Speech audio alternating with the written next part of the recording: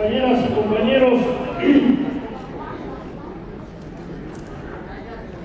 vamos a constituir un instrumento de lucha, un instrumento que defienda los intereses de los productores, de los campesinos, de los indígenas, de los comerciantes, de los trabajadores del campo, de los trabajadores de la ciudad,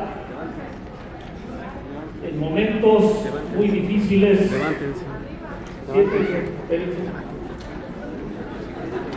Y quisiera mencionar brevemente las circunstancias. Estamos frente a un gobierno federal que ofreció combatir la delincuencia y llevar la seguridad a todas las familias en los rincones de nuestra patria, y la inseguridad se ha incrementado, aunque el gobierno la esconda con políticas de contención en los medios masivos. Ofrecieron que habría reformas estructurales para garantizar mayor bienestar, y las reformas estructurales que hoy se están aprobando, merced a la mayoría compuesta por el PAN y por el PRI, por los neoliberales que sirven a la oligarquía de este país y a los intereses transnacionales,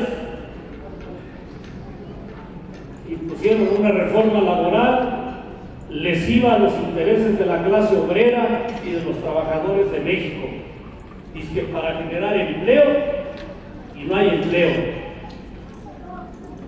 Impusieron una reforma educativa, dice, para mejorar la educación de México, y es una reforma que en ningún rincón de la patria los maestros con vocación democrática y nacionalista la aceptan, porque conculca derechos y conquistas, pero además traslada obligaciones del gobierno al ámbito de los padres de familia para que estos se hagan cargo del mantenimiento y de otras cosas en materia de educación.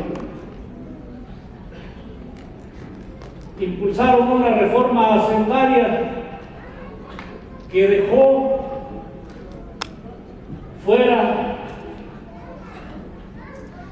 de cargas impositivas a los grandes capitales nacionales y extranjeros,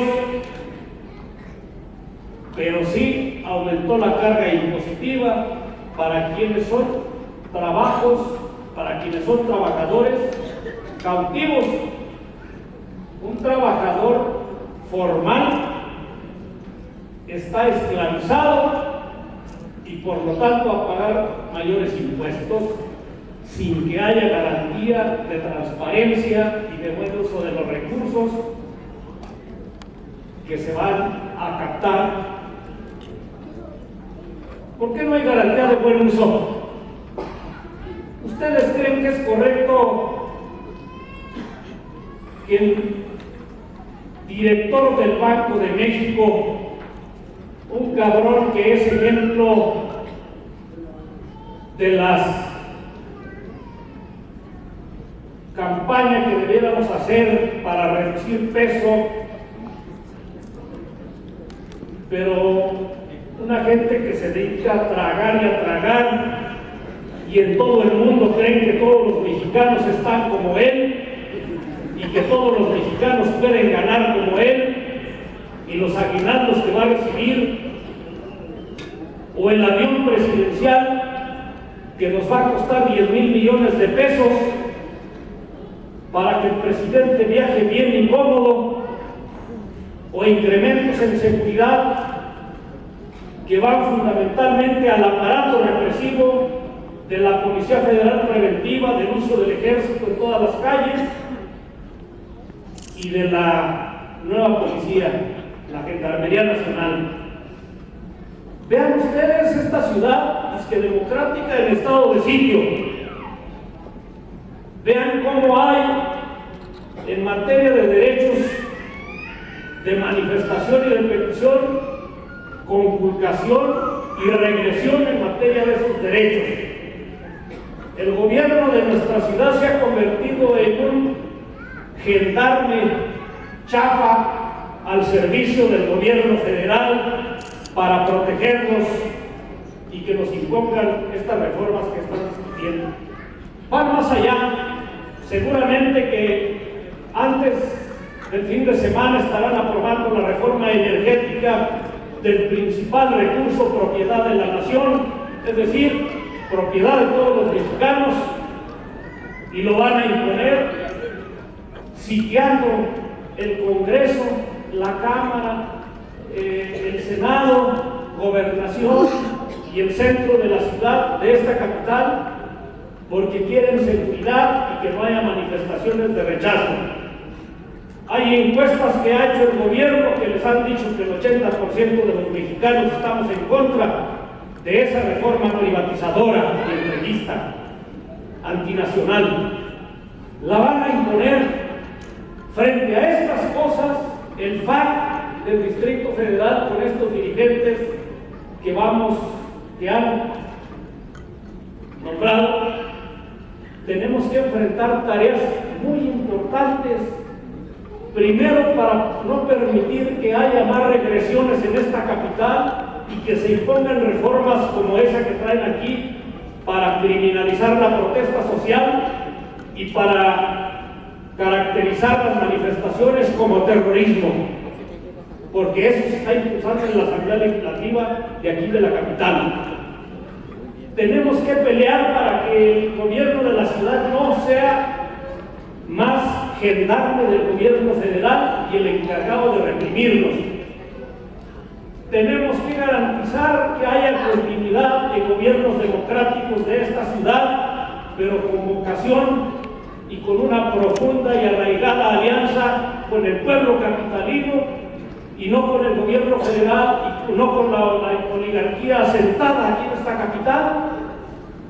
Porque miren, Reforma lo pone muy bonito, la Alameda, el Zócalo y las colonias aledañas y las vecindades, miles de vecindades que tenemos y los problemas que tenemos de servicios y la ciudad convertida en un Líbano cuando estaba en guerra, baches por todos lados y el gobierno sirviendo de tapete al gobierno federal para contener la protesta social y los reclamos.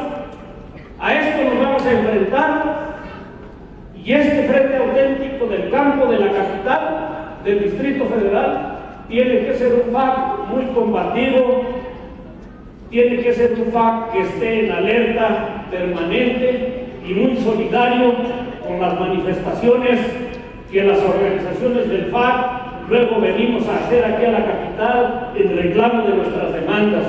Por eso, compañeras y compañeros, ¿cuántos hay tus compañeros? Que van a las compañeras también. Tiene que haber cuota de género, por favor. Compañeros, protestan cumplir y hacer cumplir los principios y el programa y los acuerdos del Frente Auténtico del Campo aquí en el Distrito Federal. Sí, protestamos. Si así lo hacen, que el pueblo y nuestros compañeros se lo reconozcan, y si no, se los demanden y los restituyan.